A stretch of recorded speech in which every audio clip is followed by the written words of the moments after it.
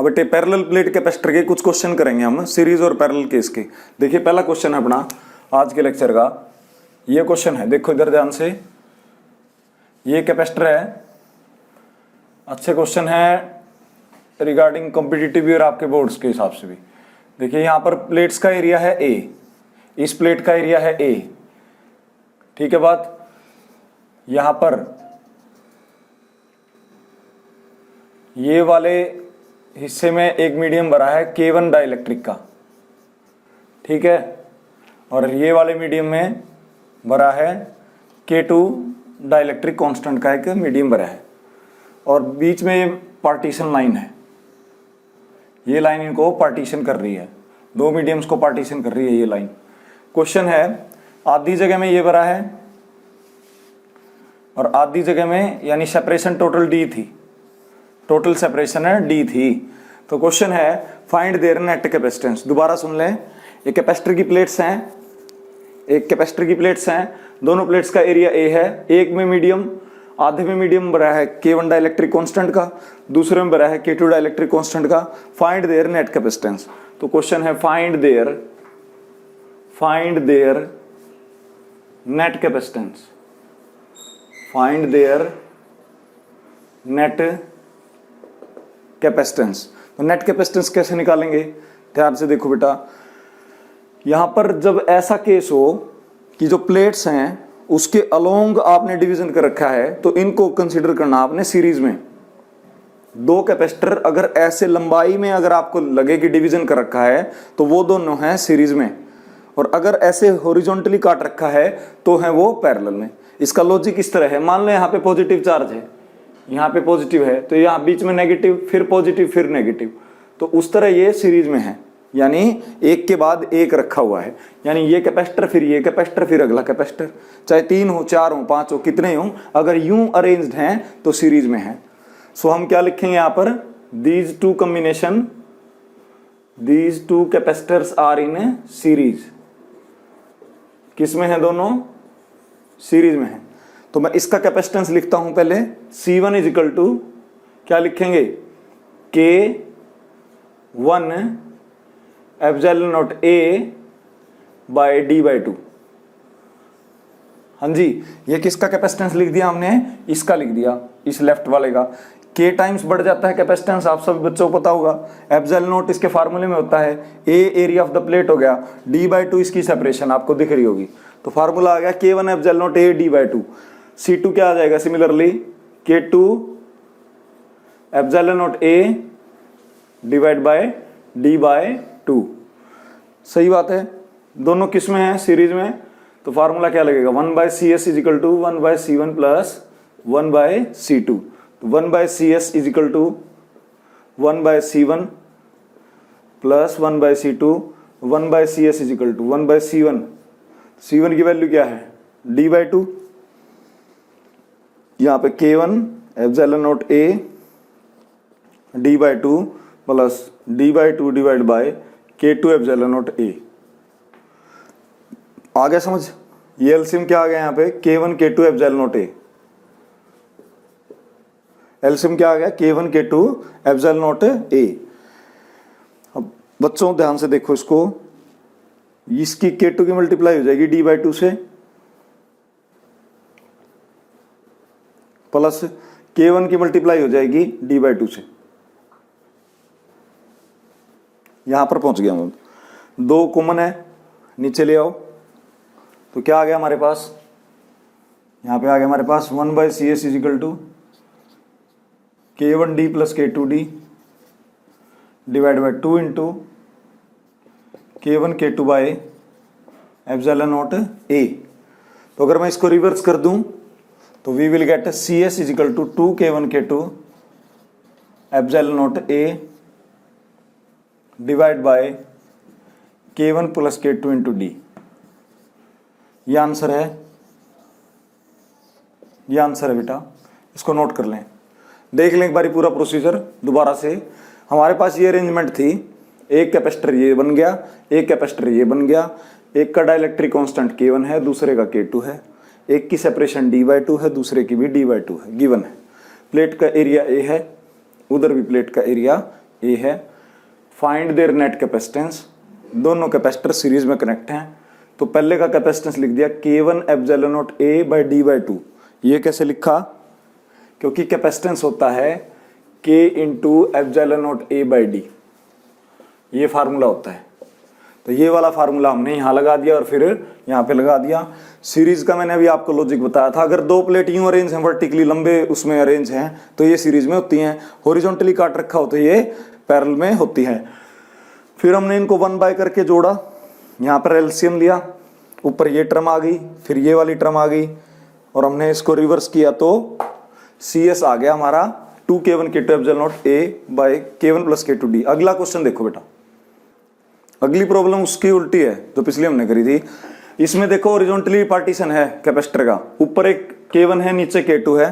Plate का area जो share कर रहे हैं, एक A/2 कर रहा है, दूसरा भी A/2 कर रहा है। दोनों की जो विड्थ है दोनों प्लेट्स की वो D है।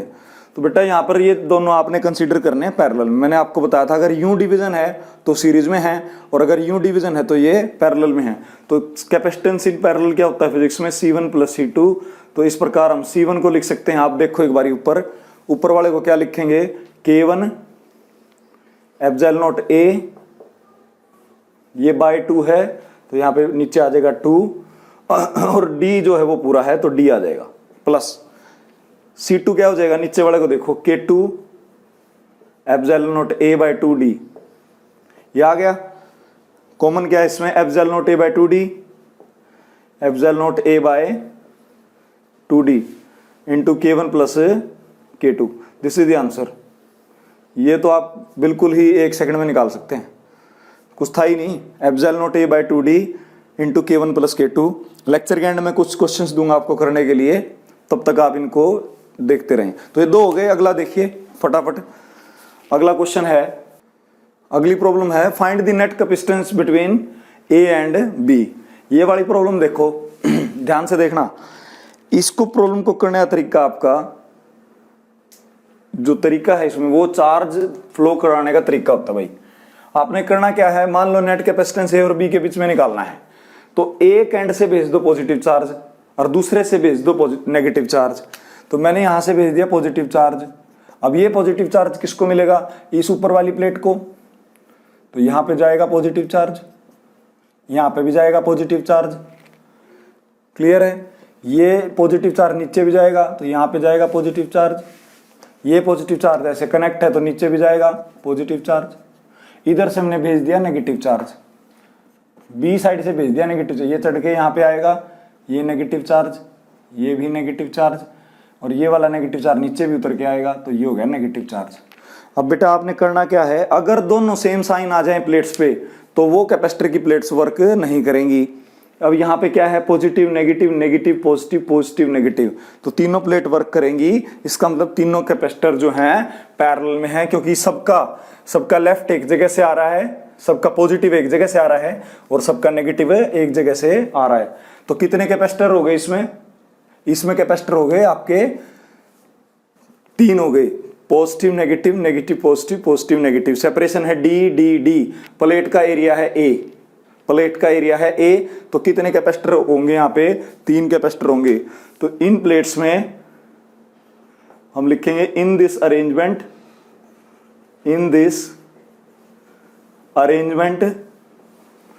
3 capacitors will work, 3 capacitors will work. ये है मेन पॉइंट, लिख ले नोटबुक में अच्छे से। 3 कैपेसिटर काम करेंगे इसमें, मैं फिर कह रहा हूं positive negative negative positive positive negative, 3 capacitor काम करेंगे। अगर सेम साइन आ जाता ना यहाँ नेगेटिव नेगेटिव, वो कैपेसिटर को काट देना, उसको कंसीडर ही नहीं करना। कैपेसिटर की चौड़ाई है डी डी डी और हर प्लेट का एरिया है ए। अब आपको अगर ये दिमाग में ये आ रहा है प्लेट कौन सी है इसमें, ये अजीब सा स्ट्रक्चर है, तो प्लेट है यहां से यहां तक की, ये प्लेट है यहां से यहां तक की, ये प्लेट का एरिया आपको लेना है। प्लेट 4 है, कैपेसिटर 3 बने हैं, हो सकता है प्लेट 4 और कैपेसिटर 2 ही बने, वो अगला क्वेश्चन में देखना। तो ये तीनों पैरेलल में क्यों है, पैरेलल में क्यों लेंगे? क्योंकि हर प्लेट का पॉजिटिव एक ए पॉइंट से निकल के आ रहा है और हर प्लेट का नेगेटिव एक पॉइंट से निकल के आ रहा है। नेगेटिव चार्ज का सोर्स एक पॉइंट है और पॉजिटिव का एक है। जब ऐसा होता है तो चीजें पैरेलल में कनेक्ट होती हैं, चाहे रजिस्टर हो चाहे कैपेसिटर हो। फिजिक्स में पैरेलल का मीनिंग ही ये है, पॉजिटिव चार्ज का अलग सोर्स से आना और नेगेटिव चार्ज का अलग सोर्स से आना, उसका मतलब ही पैरेलल कनेक्शन है। तो पैरेलल कनेक्शन का आंसर होता है फिजिक्स में हमारा Cp is equal to C1 plus C2 plus कितने कैपेसिटर हैं? 1 2 3। तो Cp is equal to C1 plus C2 plus C3। तो बेटा फार्मूला आपको आता ही है, 2 क्वेश्चन कर चुके हो। C1 का फार्मूला हो जाएगा epsilon not A by D, ठीक है। दूसरे वाले का हो जाएगा epsilon not A by D, तीसरे वाले का भी हो जाएगा epsilon not A by D और आंसर हो जाएगा 3 epsilon not A by D. ये आंसर है 3 epsilon not A by D आ गया। तो अच्छे से देख लो कैसे किया मैंने। और अगर क्वेश्चन वाला ये कहे ना यहाँ मीडियम भरा है, क्वेश्चन वाला अगर डाल दे कि यहाँ मीडियम भरा है, यहाँ मीडियम भरा है, तो मान लो इसका मीडियम का डाइलेक्ट्रिक कांस्टेंट हो K1, इसका हो K2 या K3 हो, तो उतने ही K1 से यहाँ गुणा कर दो, आंसर में अपीयर हो जाएगा। यहाँ पे मीडियम भर रखा, मान लो कागज भर रखा है, रेत भर रखी है, पानी है, तो उस मीडियम का डाइलेक्ट्रिक कांस्टेंट आंसर के साथ चिपका दो, वो आंसर में आपको दिखेगा। क्लियर है? तो बहुत अच्छे से आपको ये समझ में आ रहा होगा। पैरेलल क्यों लिया बेटे? क्योंकि अलग अलग जगह से पॉजिटिव और नेगेटिव चार्ज आ रहे हैं, उस वजह से पैरेलल लिया। तीनों कैपेसिटर कब काम करेंगे? जब अपोजिट साइन होंगे, positive negative, negative positive, positive negative. Same sign आ जाए तो कैपेसिटर प्लेट को नहीं लेना है। अगला क्वेश्चन देखो, ये वाला पिछले से थोड़ा सा अलग है, आपको अरेंजमेंट देखते ही पता चल गया होगा। अगेन वही प्रॉब्लम है, find the net capacitance between A and B, और फिर वही अपना लॉजिक है। अपन यूं देखना है कि सेम चार्ज तो नहीं इकट्ठा हो रहा, सेम चार्ज इकट्ठा होगा तो उस प्लेट को छोड़ना पड़ेगा। जैसे बीच वाली प्लेट पे अंदर भी नेगेटिव है और यहाँ पर भी नेगेटिव है, ये वाली कैपेसिटर प्लेट वर्क नहीं करेगी, क्योंकि कैपेसिटर वर्क कराने के लिए सेम पॉजिटिव एक प्लेट पर, सेम नेगेटिव दूसरी प्लेट पे अपीयर होना जरूरी है for the proper functioning of a capacitor, तभी वो चार्ज स्टोर कर पाता है। तो बेटा एक लाइन में लिख देंगे कितने कैपेसिटर वर्क करेंगे, 1 और 2। तो चलिए, और पैरेलल में होंगे क्योंकि अगेन पॉजिटिव चार्ज का सोर्स अलग जगह से है और नेगेटिव चार्ज का सोर्स अलग जगह से है। तो Cp बराबर है C1 जमा C2। तो C1 की वैल्यू क्या है? C1 की वैल्यू क्या है बेटा? इस ऊपर वाले की लिख दें इसको एप्सिलॉन नॉट A क्या होता है? एरिया ऑफ द प्लेट, ये वाला क्रॉस सेक्शन एरिया। आपको ये 2D में नजर आ रही है बोर्ड पे, एक्चुअल में 3D में जो प्लेट होगी प्रॉपर वो कुछ इस तरह होगी। वो प्लेट पूरी यूं नजर आएगी आपको। तो यूं नजर आ रही है कि लाइन खींच दी सर ने, लाइन नहीं है, ये पूरी प्लेट है, सरफेस एरिया है। इसको इस व्यू से देखोगे तो इस एरिया की वैल्यू A है, वहां पे यूं नजर आ रहा है कि कोई लेंथ मैंने A लिख दी, लेंथ नहीं है, क्रॉस सेक्शन एरिया है 3D में। देखो तो epsilon not A divide by D last है, इसका चौड़ाई दे रखी D/2। अब कईयों लग रहा था D ही चलेगा, कोई सिमेट्री नहीं, यहाँ 3D भी दे सकता है क्वेश्चन वाला, कुछ भी दे सकता है। तो D/2 है तो आंसर आ जाएगा epsilon not A divide by D/2। 2 को ऊपर ले जाओ तो आंसर आ जाएगा 2 + 1 3 epsilon not A/D, 3 epsilon not A/D, ये आंसर आ गया। और पैरेलल में क्यों कंसीडर किया दोबारा हमने? क्योंकि 3 कैपेसिटर अगर बने, एक तो काम ही नहीं किया, सबका पॉजिटिव आ रहा था लेफ्ट साइड से और सबका नेगेटिव आ रहा था राइट साइड से, इस वजह से ये किस में काम करा? इन्होंने पैरेलल में काम किया। तो ये थे हमारे कुछ प्रॉब्लम। अब मैं आपको घर के लिए, होमवर्क के लिए कुछ क्वेश्चंस दे रहा हूं और बोर्ड से नोट कर लेना। इन्हीं कंसेप्ट के बेसिस पे है, 4 प्रॉब्लम करा दी, इनके बेसिस पे ही मैं आपको क्वेश्चंस दे रहा हूं, वो आपको घर से करने हैं। देखो ये जो 3 प्रॉब्लम आपको दिख रही है बोर्ड पे, ये ट्राई आउट करनी है। एक बार इनका ब्रीफ दे देता हूं बेटा। करना क्या है इनमें, गिवन क्या है, कभी आपको समझ ना आए सिर्फ देखने से। देखिए इधर 2 पॉइंट्स दे रखे हैं, कनेक्टेड पॉइंट X और Y। 3 प्लेट्स हैं 1 2 3। हर प्लेट का एरिया है A, इसका हाफ एरिया है A/2, इसका हाफ एरिया है A/2। यहाँ पे डाइलेक्ट्रिक कांस्टेंट है K1, यहाँ पे है K2। टोटल सेपरेशन है D, यहाँ तक की है D/2। और इस पूरी पट्टी में, इस पूरी स्ट्रिप में K3 मटेरियल भरा हुआ है। क्वेश्चन है find the net capacitance between X and Y। ये गई पहली प्रॉब्लम, करें इसको। क्वेश्चन नंबर 2 है, आपको दिख रहा होगा स्क्रीन पे, X और Y के बीच में नेट कैपेसिटेंस निकाल लो। ग्रिड ऑफ कैपेसिटर है, कंफ्यूज भी करता है, इतनी प्लेट है। सिर्फ आपको एक बेसिक चीज लिखनी है, कॉपी पे लिख लो। हर प्लेट का, ये प्लेट है भाई जो ये लंबी लाइन नजर आ रही है आपको वर्टिकल, हर प्लेट का एरिया A है और हर प्लेट्स के बीच में D का गैप है। हर गैप D है, D और D, यहाँ लास्ट तक D।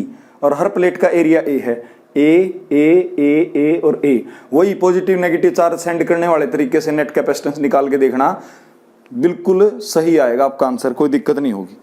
क्वेश्चन 3 है, लास्ट क्वेश्चन है। ए और बी कुछ ऐसा ही है, थोड़ा सा अरेंजमेंट मैंने बदल दी है।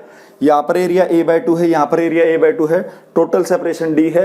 यहाँ पर K1 मटेरियल भरा है, यहाँ पे K2 मटेरियल फिल्ड है, यहाँ पे K3 इंसर्टेड है।